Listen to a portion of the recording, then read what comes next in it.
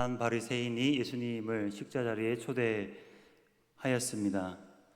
그 당시의 풍습에 있어서 마을에 유력한 사람은 마을에 방문한 손님을, 또 특별히 선생님이 방문하였을 때 그를 자신의 집으로 초대하여서 식사를 베풀고 만찬을 가지는 것을 아주 귀한 미덕으로 생각하였습니다.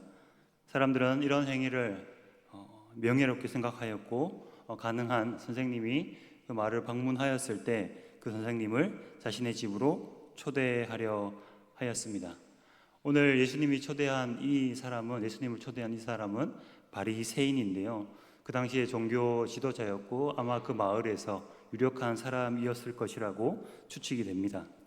근데 우리가 성경을 읽어 보셔서 아시듯이 당시에 예수님과 종교 지도자들 사이에서는 상당한 갈등이 있었습니다. 많은 상황에서 예수님과 그들이 적대적인 관계를 가지고 있었고, 예수님을 식사 자리에 초대할 때는 보통 예수님을 책잡거나 혹은 예수님을 시험하기 위해서 예수님을 초대하였던 모습을 우리가 다른 성경에서 종종 볼 수 있습니다.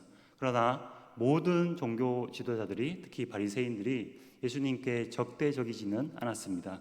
우리가 다른 복음서를 보면 요한복음에서 나타나는 밤에 예수님을 찾아와서 영생에 이르는 길을 물었던 니고데모와 같은 사람, 그런 사람도 종교 지도자였고, 또 예수님이 십자가에서 돌아가신 후에 그의 시신을 무덤에 매장하였던 요셉과 같은 사람도, 아리마대 사람 요셉과 같은 사람도 당시의 종교 지도자였음에도 불구하고 예수님께 굉장히 호의적인 태도를 보였던 것을 우리가 알 수 있습니다.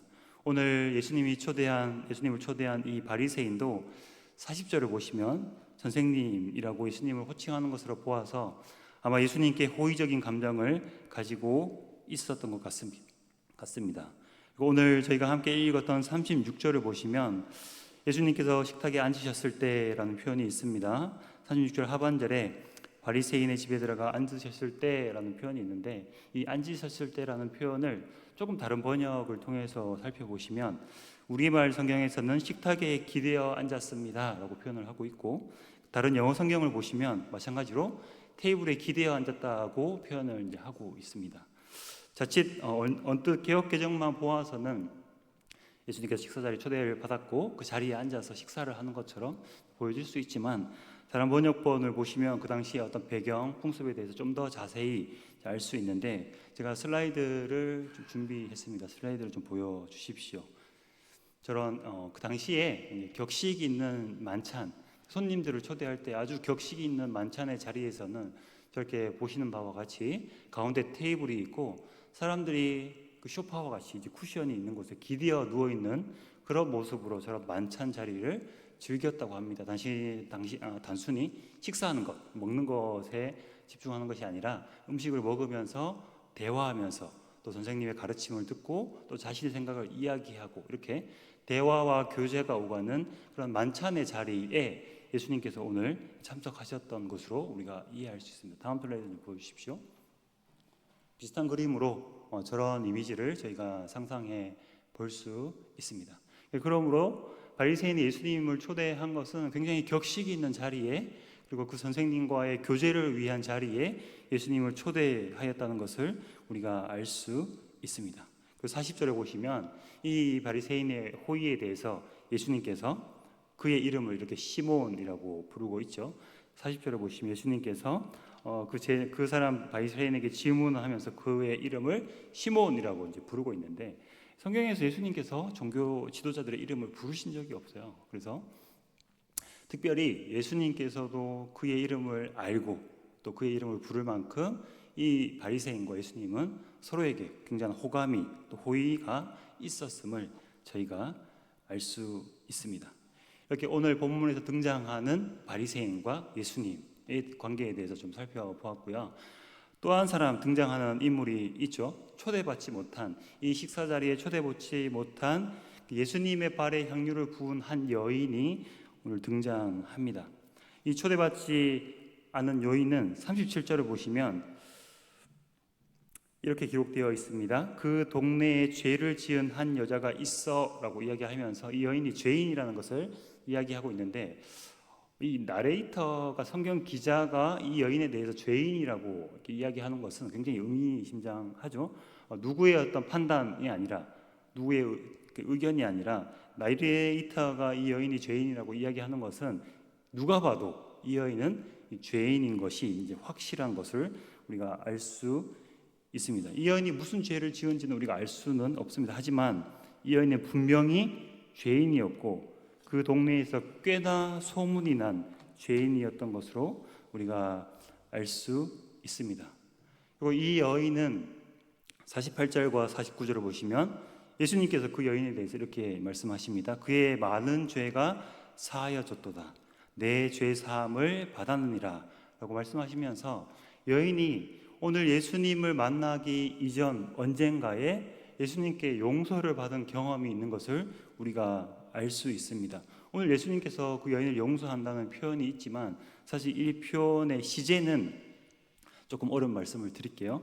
현재 완료 수동태라고 해서 과거에 일어난 일이었고 그 과거에 용서받은 일이 오늘날도 여전히 유효한 그런 상태를 표현할 때 현재 완료 수동태의 시제를 사용하는데 이것을 쉽게 얘기하면 이미 이 여인은 예수님께 용서를 받았습니다. 이미 용서를 받았고 그 용서가 여전히 이제 유효하다는 것을 우리가 알 수 있는데 한 마을에서 죄인으로 아주 소문났던 한 여인이 있었고 오늘 예수님을 만나기 이전에 이미 그 여인은 예수님께로부터 용서를 받았습니다. 예수님을 만나서 그분에게 직접 죄의 용서를 받았는지 혹은 예수님의 어떤 교훈과 가르침을 통해서 자신의 죄를 깨닫고 용서를 했는지 회개했는지는 알 수 없지만 어찌되었던 이 여인은 예수님을 통해서 이미 용서를 받은 경험을 한 적이 있습니다. 이렇게 초대받지 못한 죄인인 여인이 예수님께 호의로서 베풀어진 이 만찬에 등장하게 되는데 오늘 본문을 좀 읽으시면서 본문의 증거를 좀 따라가다 보면은 여인이 등장하게 되는 상황을 조금 이렇게 본문의 증거를 따라서 좀 다르게 해석할 수 있습니다. 첫 번째는 식사가 한창 진행되고 있는 중에 여인이 중간에 난입해서 이 잔치에 참여한 것으로 좀 해석해 볼 수도 있고 다른 한 가지 이제 해석은 이미 여인이 예수님께서 이 바리새인의 집에 오시기 전에 먼저 그 바리새인 집에 와서 예수님을 맞이한 것으로 그렇게 해석을 할 수 있습니다. 그래서 두 가지 해석이 가능한데 저는 결론적으로 말씀드리면 두 번째 이제 해석을 좀 지지하는 편인데 그 이유에 대해서 좀 설명을 드리도록 하겠습니다. 먼저는 만찬이 진행되는 중에 예수님께 찾아와 이 여인이 향유를 부은 것으로 이해해 볼 수 있는데 그 이유는 37절과 38절을 보시면 그 동네에 죄를 지은 한 여자가 있고 예수께서 바리새인의 집에 앉아 계심을 알고라는 표현, 이 표현을 통해서 예수님께서 그 바리새인의 집에 가서 식사하고 계신 것을 앉아 있는 것을 알고 이 여인이 온 것처럼 여기서 기록이 되어 있습니다. 그래서 이 구절 때문에 아마 여인이 식사가 한창 진행되는 중에 왔을 것이다라고 이제 주장을 하는 것이죠.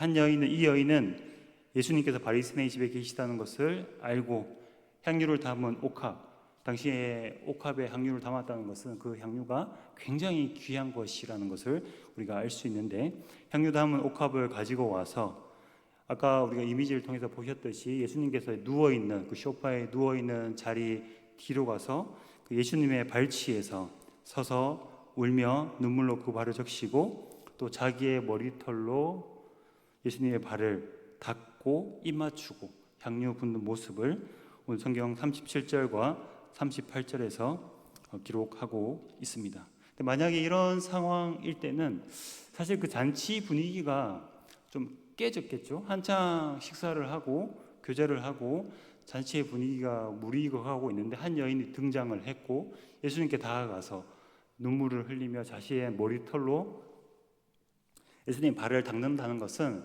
어떻게 보면 그 잔치의 분위기를 이렇게 다 깨뜨리는, 산통을 깨는 그런 장면이 될 수 있습니다.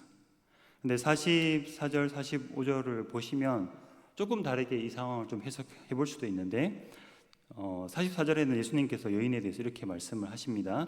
내가 내 집에 들어올 때 이 여자는 눈물로 내 발을 적시고 그 머리털로 닦았으며 라고 이야기합니다. 그러니까 내가 너의 집에, 그 바리새인의 집에 들어올 때 그 여자는 눈물로 내 발을 적시고 그의 머리털로 닦았다. 이미 여인이 와 있는 거죠, 그죠? 이미 와 있습니다. 그리고 45절을 보셔도 내가 들어올 때로부터 내 발에 입맞추기를 그치지 아니하였으며 라고 이야기하면서 예수님께서 들어오시자마자 이 여인이 그 예수님의 발에 입맞추고 그의 발을 적시고 또 닦고 향유를 붓는 그런 것으로 예수님께서 말씀하고 있습니다.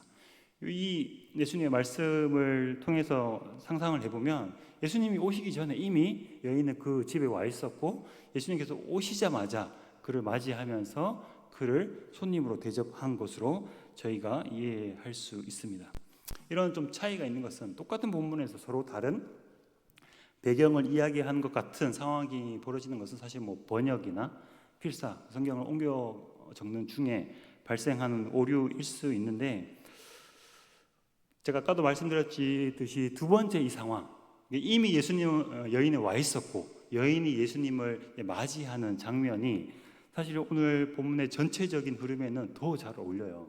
그래서 왜 그런지 이제 좀 설명을 드리겠습니다. 그 여인의 행동을 좀 생각해 보면 40절에 보시면 그 여인이 만찬의 자리를 난입하여서 방해하는 그 여인의 호들갑스러운 행동에 바리새인이 탐탁치 않아 하죠. 40절을 보시면 이렇게 이야기합니다. 예수께서 대답하여 이르시되 죄송합니다. 39절입니다. 39절에 예수를 청한 바리새인이 그것을 보고 마음에 이르되 이 사람이 만일 선지자라면 자기를 만지는 이 여자가 누구며 어떤 자고 죄인인 줄을 알았으리라. 바리새인은 그 여인의 등장을 탐탁지 않게 지금 여기고 있습니다.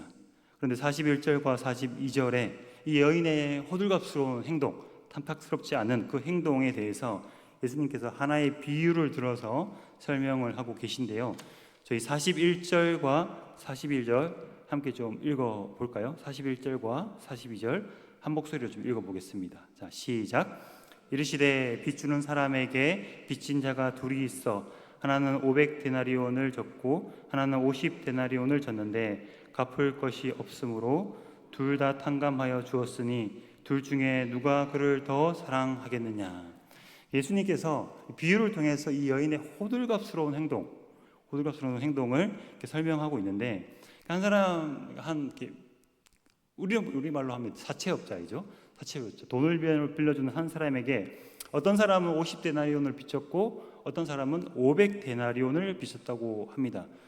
뭐 단순히 이 가치가 얼마나 큰지를 따져보지 않아도 50보다는 500이 훨씬 많은 돈을 빌렸다는 것을 저희가 알 수 있는데, 두 사람 모두가 이 돈을 갚을 만한 능력이 안 되었던 것 같습니다. 그래서 빌려준 그 사람이 두 사람의 그 빚을 다 탕감해 주었는데 예수님께서 시몬에게 묻습니다. 이 두 사람 중에 50데나리온을 탕감받은 사람, 500데나리온을 탕감받은 사람, 이 두 사람 중에 누가 더 그를 사랑하겠느냐? 너무나 쉬운 질문이죠. 누가 더 사랑하겠습니까? 네, 더 많이 탕감받은 사람이 더 많이 사랑하게 됩니다. 그래서 시몬이 그렇게 대답합니다. 더 많이 탕감받은 자니이다 라고 했더니 예수님께서 내 말이 옳다라고 시몬의 대답을 이제 긍정해 주시는 거죠. 이 비유에서 빚을 탕감해 주신 분이 누굴까요? 빚을 탕감해 준 사람이 누구일까요? 예수님입니다. 그렇습니다. 예수님. 그래서 빚을 탕감해 주었다는 것은 용서해 주는 것을 이제 의미하는 거죠. 그 죄에 대해서 50데나리온만큼의 죄를 용서해 주신 예수님, 그리고 500데나리온만큼의 큰 죄를 용서해 주신 예수님. 이 비유에서 빚을 탕감해 주신 분은 이제 예수님이고, 그럼 50데나리온 빚진 사람은 누구일까요? 작게 용서받은 사람. 시몬이죠. 시몬입니다.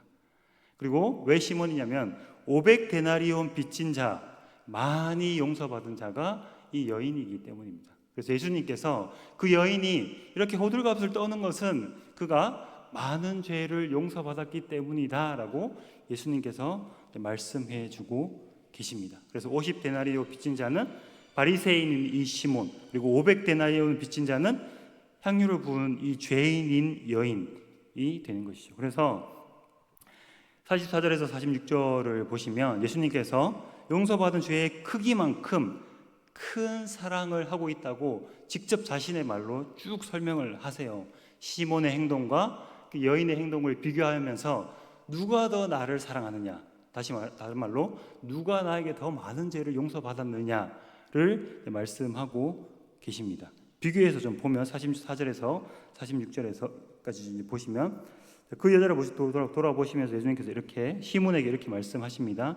이 여자를 보느냐, 내가 내 집에 들어올 때 너는 내게 발 씻을 물도 주지 아니하였는데 그 여인은 눈물로 내게 발을 적시고 그의 머리털로 닦았으며 너는 내게 입 맞추지도 않았는데 그는 내가 들어올 때로부터 내 발에 입 맞추기를 그치지 아니하였으며 너는 내 머리에 감람유도 붓지 아니하였는데 그는 향유로 내 발에 부었다고 이야기하면서 그 여인이 예수님을 얼마나 사랑하는지를 시몬의 태도와 이제 비교하면서 예수님께서 말씀하고 계십니다.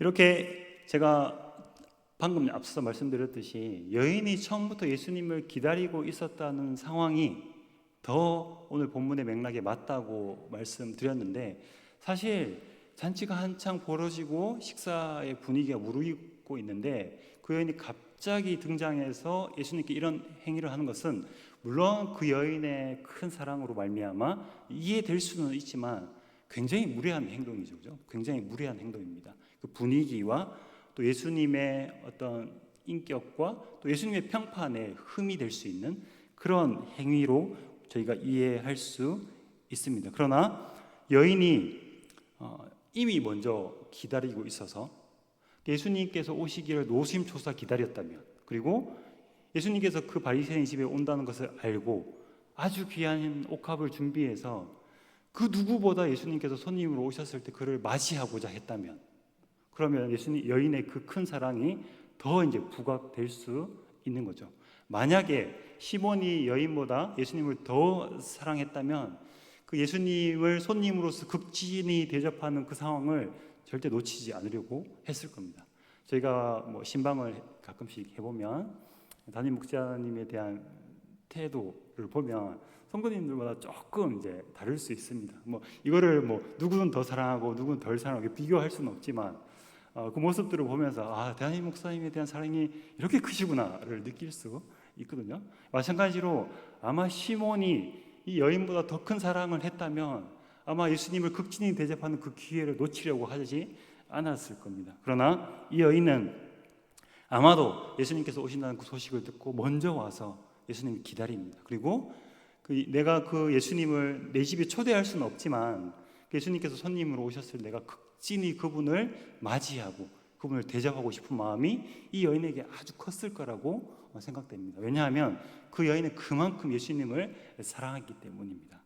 그래서 여인이 중간에 끼어들었던 장면보다는 처음부터 예수님을 기다리고 있었다는 것이 더 타당하고요. 그리고 바리새인의 행동을 보면 좀 더 그것이 지지가 되는데, 제가 이 본문을 좀 공부를 하면서 제일 이제 고민이 되었던 것이 이제 뭐냐면, 사실 그 여인이 처음부터 기다렸다는 것을 생각하지 못했을 때는 그 바리새인의 행동이 좀 서로 배치가 됐거든요. 왜냐하면 분명히 본문을 보면 바리새인이 예수님에게 호의를 가지고 있는 것 같은데 왜 예수님이 손님을 오셨을 때 그가 대접하지 않았을까? 그건 너무나 기본적인 태도인데, 예의인데 왜 예수님을 대접하지 않았을까에 대한 문제가 풀리지가 않았었거든요. 근데 이 본문을 통해서 예수님이 먼저 기다렸다는 것을 가정하면 그 기회를 뺏긴 거죠. 물론 바리새인도 예수님이 왔을 때 충분히 손님으로서 대접할 수 있지만 그렇게 간절했던 여인에게, 예수님을 향한 사랑을 표현하고 싶었던 그 여인에게 그 손님을 대접하는 기회를 빼앗긴 것으로 저희가 이해해 볼 수 있습니다. 이런 관점을 가지고 사건을 조금 재구성을 해보면 이 여인은 이미 예수님께 용서를 받은 경험이 있습니다. 그래서 그 예수님, 나를 용서해 주신 예수님, 나에게 용서를 베푸신 그 예수님을 간절히 기대하면서 간절히 기대하면서 그 예수님께서 바리새인의 집에 초대받았다는 사실을 알고 아마 득달같이 아주 귀한 옥합을 준비해서 그 바리새인의 집에 달려갔을 것 같습니다. 그리고 언제 오시나, 예수님이 언제 오시나 아마 노심초사 기다렸던 것 같아요. 그리고 예수님께서 바리새인의 집에 도착하자마자 그 연인 또한 득달같이 가서 이 귀한 손님을, 나에게 용서를 베풀어 주신 그 예수님을, 내가 간절히 사모하는 그 예수님을 극진히 대접합니다. 그 예수님을 만난 것에 아마 감격했을 것이고 이전에 자신을 용서해 주신 예수님의 사랑에 감동했을 것이고 그렇게 눈물로 자신의 머리카락을 적시며 예수님께 그 발에 향유를 붓는 모습을 보여주는 거죠.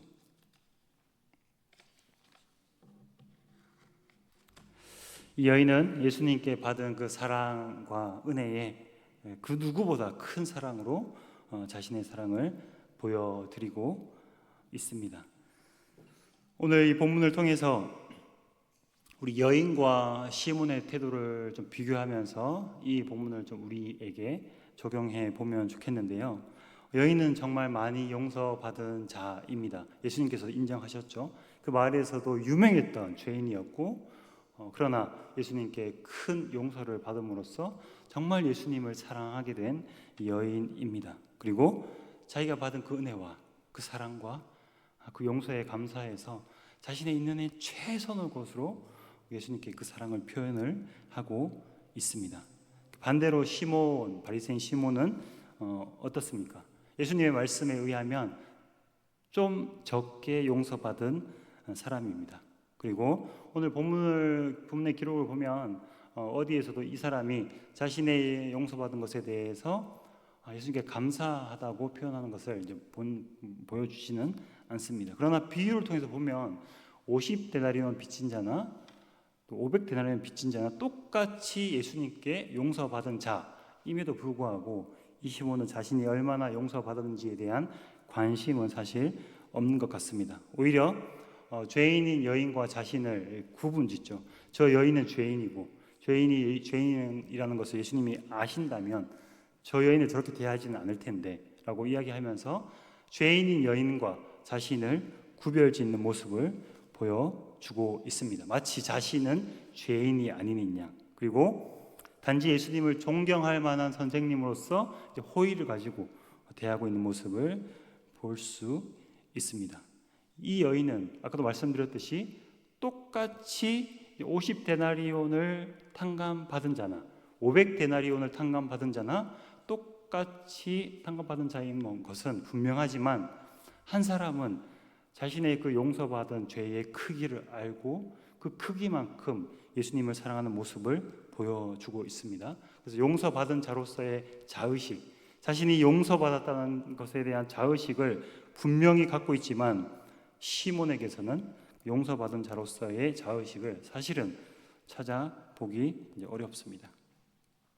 그런데 이런 이해가 성경 전체적으로 보면 사실 균형이 있는 이해는 아닙니다. 이게 무슨 말이냐면 아까도 말씀드렸듯이 누구는 50데나리온만큼의 죄를 짓고 누구는 500데나리온만큼의 죄를 짓고 죄의 경중이 있을까요? 제가 일전에도 한번 이제 설교를 하면서 질문을 드린 적이 있는데 죄의 경중이라는 것이 있을까라는 질문을 좀 드리고 싶습니다. 우리 마가복음 7장 21절을 보시면 마가복음 7장 21절을 보시면 예수님께서 사람이 지을 수 있는 우리의 마음속에서 나오는 그래서 사람을 더럽히게 하는 여러 가지 악한 생각들, 죄에 대해서 그 목록을 좀 나열하고 계신데요. 곧 음란과 도둑질과 살인과 간음과 탐욕과 악독과 속임과 음탕과 질투와 비방 이런 여러 가지 이제 죄의 목록들이 있습니다. 만약에 죄의 경중이 있다면 저 안에서도 분명히 죄의 경중을 따질 수가 있겠죠. 근데 예수님의 이 말씀을 좀 받아서 서신서 이제 곳곳을 좀 찾아보시면 죄에 대한 목록들이 사실 있어요. 죄에 대한 목록들이 있는데 만약에 죄의 경중이 있다면 예수님의 저 목록과 순서를 따라서 아마 사도들이 그 죄의 목록들을 기록하고 있어야 될 것 같아요. 근데 사실은 보셔서 아시겠지만 사도들이 이야기하는 서신서에서 이야기하는 죄의 목록들은 각자가 다 달라요. 베드로가 이야기하는 것이 다르고 바울이 이야기하는 것이 다르고 그 말인즉슨 죄는 결국 경중이 없다는 것을 의미합니다. 죄라는 것이 무엇입니까? 죄는 우리가 하나님께 지음받은 자로서 그 본분을 망각하고 교만하여서 우리가 하나님처럼 높아져서 하나님처럼 되고자 하는 것이 죄의 이제 본질이라고 할 수 있습니다. 그래서 그 하나님처럼 높아져서 우리 인생을 우리 마음대로 살고자 하는 그 죄로 말미암아서 오늘 예수님께서 말씀하신 그 죄의 여러 가지 증상들이 나타나는 거죠. 그죠? 악한 생각, 탐욕, 시기, 질투, 분노, 살인 이런 것들은 우리가 하나님을 떠나서 내 인생을 내 마음대로 살고자 하는 그 죄의 본질로 말미암아 나타나는 죄의 증상들이라고 할 수 있습니다. 그럼 죄의 증상들이라면 죄의 경중이 있을 수 없는 거죠. 근데 분명히 예수님은 50데나리온 빚진 자가 있고 500데나리온 빚진 자가 있다고 말씀을 하는데 이것을 균형 있게 이해하기 위해서는 그 자신의 죄에 대한 자의식으로 이해해야 할 것 같습니다. 그래서 자기가 얼마나 죄인인가를 이제 깨닫는 거죠. 우리는 모두가 똑같은 죄인이지만 누구는 자기의 죄에 대한 자의식이 없을 수 있고요. 누구는 자신이 정말 죄인이라는 것을 깊이 사무치게 깨닫는 사람이 있습니다. 그래서 죄에 대한 이런 자의식, 죄인으로서의 우리의 자의식의 차이가 우리가 예수님에게 얼마나 용서받은지에 대한 것과 이제 연결이 될 것이고 또 그것으로 말미암아 우리가 예수님을 얼마나 사랑하는지와 연결될 수 있다고 생각합니다. 다시 말하면 우리가 하나님 앞에서 얼마나 큰 죄인인가를 아는 만큼 우리가 하나님께 용서받은 그 은혜를 알 수 있는 것이고 그만큼 우리는 예수님을 사랑할 수 있다는 것을 의미하는 것이죠. 죄인으로서 우리 모두는 하나님 보시기에 똑같은 죄인입니다. 죄의 모양을 보고서 서로가 낮고 서로가 모자람을 서로 구분할 수 없고 평가할 수 없습니다. 그러나 우리가 얼마나 하나님 앞에 죄인이고 또 얼마나 우리가 용서받아야 할 자인지를 깨닫는 그 차이는 서로마다 차이가 있을 수 있습니다. 그러나 이 차이만큼 우리는 하나님을 더 사랑할 수 있는 것이죠. 제가 마가복음 10장을 보면 제가 좀 좋아하는 에피소드가 있는데요. 마가복음은 사실 8장 27절부터 10장 52절까지 마가복음 8장 27절에서 10장 52절까지 예수님의 제자가 누구인가? 예수님의 제자들은 어떤 자들인가에 대한 그 제자도에 대한 가르침이 기록되어 있는데요. 좀 재미있는 것은 이 예수님의 제자도에 대한 기록 시작에 맹인에 대한 기록이 있습니다. 맹인에 대한 예수님께서 맹인을 고쳐주시는 에피소드가 있고 그리고 이 제자도에 대한 가르침 그 끝에 또 맹인에 대한 기록이 있습니다. 그 맹인 바디메오에 대한 이야기가 있는데 마가복음 8장 23절 말씀을 좀 보여주시겠어요? 그 제자도의 가르침 그 시작에 한 맹인을 고쳐주는 장면이 있는데 예수님께서 한번 치유를 하세요. 근데 침을 발라서 지저분하게 치유를 하시지만 그 맹인이 예수님께서 무엇이 보이느냐라고 물으셨을 때 다음 슬라이드를 보여주시면 사람들께 보이긴 보이는데 나무 같은 것들이 걸어가는 것을 봅니다라고 대답을 하죠. 그 말은 이 맹인이 눈이 확 떠지지 않은 거예요. 사람들이 지나가는 것을 뭔가 나무가 흐릿하게 지나가는 것처럼 보고 있는 것입니다. 한 번 더 예수님께서 안수하셔서 그를 고쳐주시는데 그가 이제 주목하여 보더니 모든 것을 이제 깨끗하게 보는 거죠. 이 에피소드가 가지고 있는 의미는 예수님을 오해하는 사람들에 대한 지적이에요. 예수님께서 한 번 치료했을 때 잘못 보이는, 잘 보이지 않는, 그 선명하게 보지 못하는 그 맹인의 상태처럼 예수님을 따라다니는 그 제자들이 그 이 맹인 에피소드 앞뒤에 보면 예수님을 오해하고 자신의 권력을 탐하고 예수님 옆에서 한 자리를 차지하려고 하는, 예수님은 십자가에서 죽으신다고 말씀하시는데 그 말씀을 전혀 이해하지 못하는 제자들에 대한 그 어리석음을, 예수님을 오해하는 부분을 이제 고발하고 있는 장면으로 이해할 수 있습니다. 근데 마가복음 10장에 등장하는 맹인의 에피소드는 마가복음 10장을 좀 보여주십시오. 이 에피소드는 이 맹인의 외침으로부터 시작되는데 그 다음 슬라이드를 좀 보여주십시오. 그래서 맹인이 이렇게 외치죠. 나사렛 예수시란 말을 듣고 소리질러 이르되 다윗의 자손 예수여 나를 불쌍히 여기소서. 다윗의 자손 예수여 나를 불쌍히 여기소서라고 외침으로부터 이 맹인에게 치유가 시작됩니다. 그래서 많은 사람들이 잠잠하라고 하지만 이 사람은 더욱 크게 외칩니다. 다윗의 자손이여 나를 불쌍히 여기소서. 이 다윗의 자손 예수여 나를 불쌍히 여기소서라는 고백은 다윗의 자손은 예수님을 메시아로 고백하는 거예요. 예수님은 구원자이십니다. 나를 불쌍히 여기소서 나를 구원해 주십시오. 이런 고백입니다. 예수님, 당신만이 나를 구원해 주실 수 있는 분이므로 주님 나를 구원해 주십시오. 나를 용서해 주십시오. 이렇게 나에게 자비와 긍휼을 베풀어 주십시오로 고백하는 것이죠. 다음 슬라이드를 좀 보여주시면, 그 다음으로 슬라이드 보여주세요. 52절 혹시 없으세요? 제가 한번 읽어드리겠습니다. 네, 저 끝에 보시면 예수께서 예수님께서 그 사람을 치유해 주시고 그 사람이 보게 되어서 예수를 길에서 따르니라라고 이야기하고 있죠. 예수님을 길에서 따르다고 표현되는 것이 예수님이 제자가 되었다는 표현이에요. 그 사람이 그 길, 예수님의 도를 따르는 자가 되었다. 곧 예수님의 제자가 되었다는 관용적인 표현입니다. 그래서 저기서 이야기하고 있는 것은 무엇이냐면 예수의 제자가 될 수 있는 사람은 자신이 얼마나 구원이 필요한 존재인지, 예수님의 구원이 얼마나 필요한 존재인지, 예수님의 긍휼하심이 얼마나 필요한지를 아는 사람이, 그 사람이 예수님의 제자가 될 수 있다는 것을 강조하는 것입니다. 예수님을 우리의 구원자로 인정하고 그분의 도우심과 그분의 구원하심과 그분의 긍휼하심으로 말미암아 내가 살아갈 수 있음을 고백하는 자, 다시 말하면 오늘 본문의 그 여인처럼 내가 예수님께 얼마나 큰 용서를 받은 자인지를 아는 자가 예수님의 제자가 될 수 있고 또 예수님을 사랑하는 자가 될 수 있는 것입니다.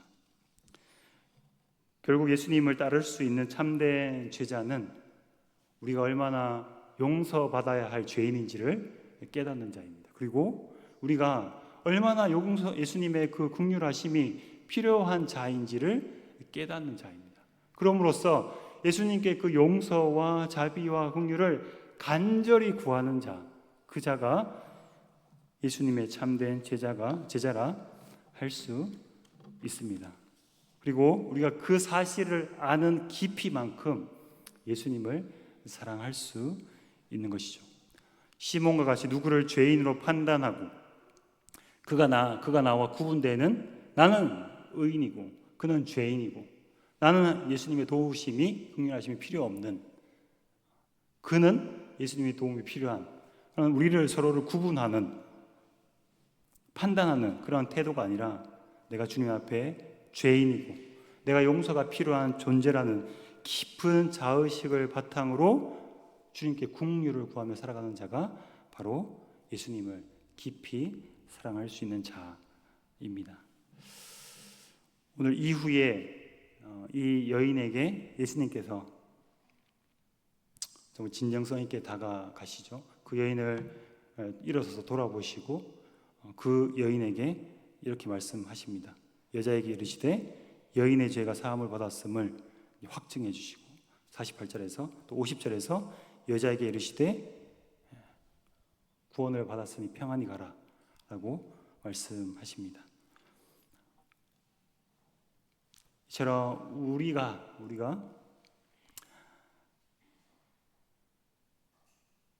예수님의 구원이 필요한 자임을 깊이 기억하시고 오늘도 예수님의 도우심을 구하며 그렇게 겸손하게 주님을 의지하며 우리의 삶을 살아가면서 참된 예수님의 제자로서 뿐만 아니라 예수님을 깊이 사랑하는 자로서 우리의 삶을 살아가는 복된 우리 사랑하는 성도님들이 되시기를 간절히 소망합니다. 사랑이 많으신 주님 감사합니다. 우리는 주님 앞에 모두 죄인임을 고백합니다. 또한 주님의 도우심 없이는, 주님의 용서 없이는, 또 주님의 자비 없이는, 또한 긍휼히 여기심 없이는 오늘 하루를 살아갈 수 없는 그렇게 연약한 한계 많은 죄인인 자들임을 주님 고백합니다. 이러한 우리의 자의식을 가지고 오늘도 주님을 의지하며 주님의 긍휼하심을 바라며 그렇게 주님을 사랑하는 저희가 될 수 있도록 주님 은혜를 베풀어 주시옵소서.